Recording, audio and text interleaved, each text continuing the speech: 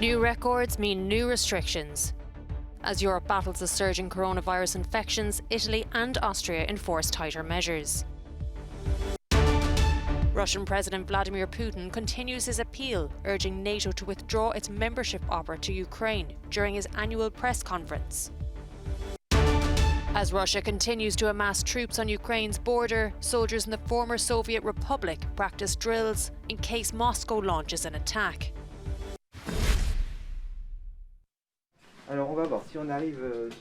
France registered a record-breaking 91,608 new coronavirus infections on Thursday. That's the highest number of daily cases the country has seen since the pandemic began. In response, Health Minister Olivier Véran says measures to fight the disease are likely to increase. Very clearly, France is experiencing what all countries affected by this extremely contagious Omicron variant are experiencing. I had talked about 100,000 positive cases per day between Christmas and New Year's Eve, but we might actually reach this level closer to Christmas than to the New Year. And in the UK, the infection rate is showing no sign of slowing down. Over 119,000 people tested positive to the virus in the past 24 hours. While a hospital admission is less likely for someone with Omicron, the variant is spreading fast. Of course, with this very, very rapid rise and increase in cases, and we've seen the national cases go above 100,000, then of course more cases means more pressure, because if even though a smaller proportion might get severe disease or go into hospital, that could still result in many cases, and of course that could give pressure on the health service. Moving south, cases in Italy have risen above 44,000. That's an 8,000 case increase in the space of a day. The Health Ministry also calculated another 168 coronavirus-related deaths. Following an emergency government meeting, nightclubs will shut until January 31st, and masks in outdoor public spaces will once again become mandatory. Meanwhile, all foreigners arriving in Czech Republic will have to display a negative PCR test from Monday. And across to Austria, arrivals from the UK, Norway, Denmark and the Netherlands must present a negative PCR test and proof of the booster jab from Christmas Day.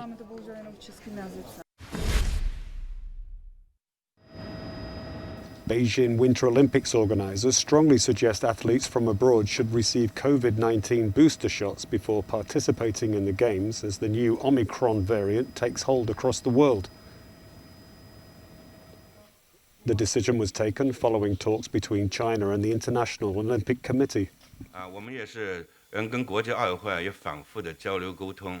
We have repeatedly communicated with the International Olympic Committee and reached a consensus that, given the uncertainty of the COVID-19 situation, as well as the spread of the new variant Omicron around the world, we strongly suggest that all athletes and other stakeholders receive booster shots before coming to China. Many countries have positively responded to that and given booster shots to their athletes.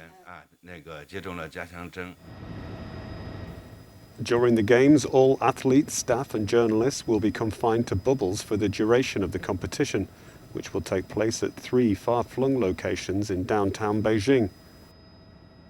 China maintains some of the world's strictest antivirus travel restrictions. Russian President Vladimir Putin has urged the West yet again to block Ukraine from joining NATO in an annual press conference on Thursday. Membership would allow the military alliance to deploy weapons in the former Soviet Republic. This comes as Russia continues to amass troops on the border with Ukraine. In a bid to protect the Kremlin's security interests, the leader will begin negotiations with US officials in Geneva next month.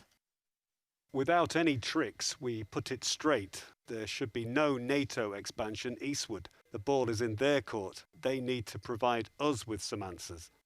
During a conference call with the US President earlier in December, Joe Biden warned that Russia will face severe consequences if it invades Ukraine.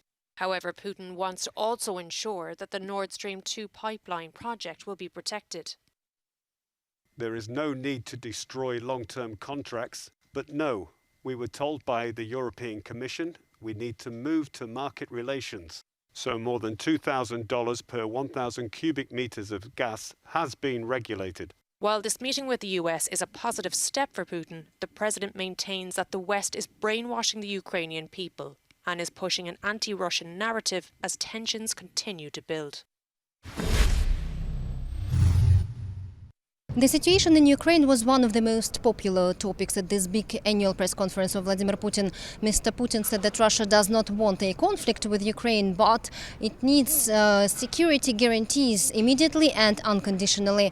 The Russian president also said that NATO had tricked Russia, which brought, as he underlined, to 5 waves of expansion. And he said that he was looking forward to the talks between Russia and the US scheduled on the beginning of the next year in Geneva. Mr. Putin also said that Gazprom had no intentions of undermining the gas supplies to Europe, and he was asked about the opposition figure, the imprisoned Alexei Navalny. Mr. Putin did not mention Mr. Navalny by his name as usual, and said that Russia was still waiting for any proof of his poisoning from the West. There were more domestic questions at this press conference, and I had this feeling that Mr. Putin prefers to talk about what is happening inside Russia. For example, he was asked about the effect of the pandemic on the economy, and he said that Russia did pretty well, much better than some other countries. Galina Polonskaya, Euronews from Moscow. The countdown to liftoff is upon us. The highly anticipated launch of NASA's giant new James Webb Space Telescope on Saturday promises to look deeper into the universe. Scientists are hoping its state-of-the-art capabilities will allow them to study the atmospheres of distant planets. They're also hoping for signs of life to be detected. Well, for more on this, I'm now joined by Dr. Francisco Diego, who is an astronomer at the University College London. Thank you for joining us, Dr. Diego. This launch has faced many obstacles. Can you talk us through what we can expect when it does take off? It is perhaps one of the most impressive scientific experiments ever attempted.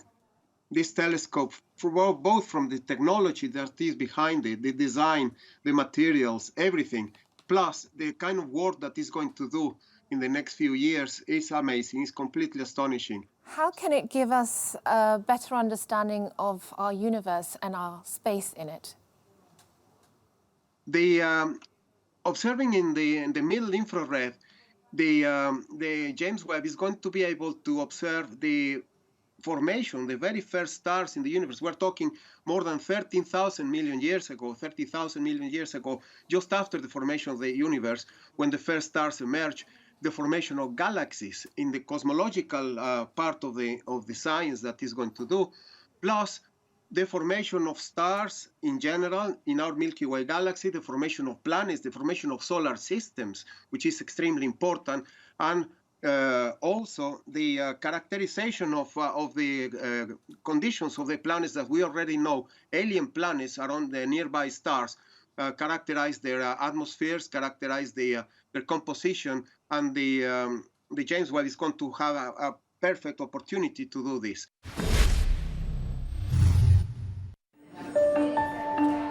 Small is beautiful. That's the name of Europe's first miniature art exhibition in Paris. This widely anticipated display boasts the work of 20 creatives from all over the world, where attention to detail is paramount. Fans of this mini phenomenon, which rose to popularity on social media, can immerse themselves in 126 photographs and installations, spread across 2 floors at Gallery Joseph. Artists have fashioned the most unlikely objects, bringing their childhood imaginations back to life inside a number of small-scale universes. Suitable for all ages, the dimensions serve as a reminder of the skill and patience required to invent these bespoke and often wacky pieces. On show until January 13th, the miniature art exhibition also offers creative workshops for children, which is in partnership with Musée en Herbe. That's it for now, but do stay with us as we bring you all the latest from across Europe and beyond. And you can find more on our website, euronews.com.